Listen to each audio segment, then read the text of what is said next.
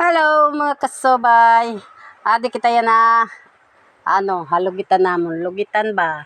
Lutuan ng kopras. Dahil hilaw pa, iluluto namin ulit. Tinutulungan ako ng pamangking ko sa pinsan. Napapagod na ako mga kasobay kasi lahat 600 plus piraso. Pero nangangalahati pa lang ako. Ayun o yung yan pang baon niya. Yan. Patapos kasi hindi masyado naluto dahil nagka-problema yung lutuan namin na nasira yung ganyan. Yung parang nagka-sindi, naapo yan. Yung ganito. Kaya minabuti ko patayin na lang para hindi masunog ba. Kasi mahirap pag ganun. Pinatay na namin tapos tinanggal namin yung tinanggal ko yung nagdidikit na niya. Pinaka ganito niya. Anong tawag dito? Ewan ko naman dyan. Naglaglabs tayo mga kasobay kasi kung hindi ako magaganito, marami ng sugat ang kamay ko. Kaya yan. Malapit na tayo matapos. Ay, malapit na tayo matapos. Okay lang. Pamalitan dito si nanay. Eto. Dito si nanay. Tumingin. Marami pa. Hindi video doon. Eto. Ginaganito to mga kasobay. Tingnan mo.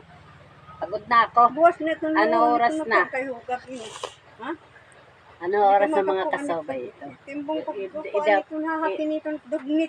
Mahalom lahat ng gawas.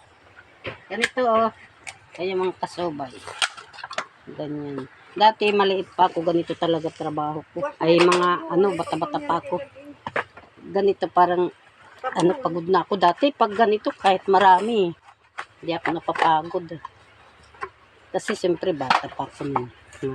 Palang edad ko nun.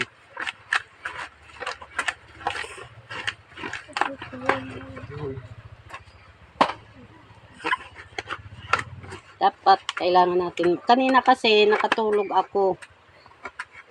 Tapos kasi nagka-problema yung sa ilalim nito. Kaya pinatay ko na lang. Dapat hindi to ganito. Dapat mas luto pa to para kalahati na lang ulit ang lutuin yung mga hilaw. Pipiliin yung mga hilaw. Ngayon,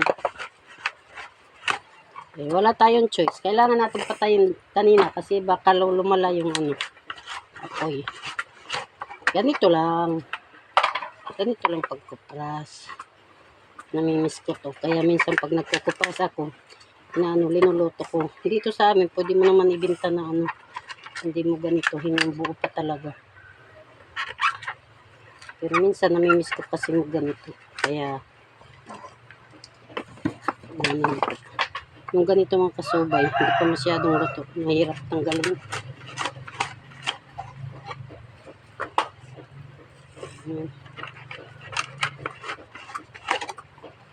Bye-bye mga kasabay! Bye-bye! Bye-bye mga kasabay! Pagod na ako. Pero, kailangan natin tapusin yan. Kailangan matapos natin yan. Mga pa yan? Mga nasa 200 piraso pa yan. Kasi 600 plus yan. Ayan na. Kapag kaluto na yan, pwede na ibenta mga kasabay. Bye-bye mga kasabay! Bye-bye! Pagod na ko. Sakit na ng kamay ko, pero sabi nila okay lang mapagod. Pag napagod ka naman daw, magpahinga ka lang, okay na naman, babalik na naman lakas mo.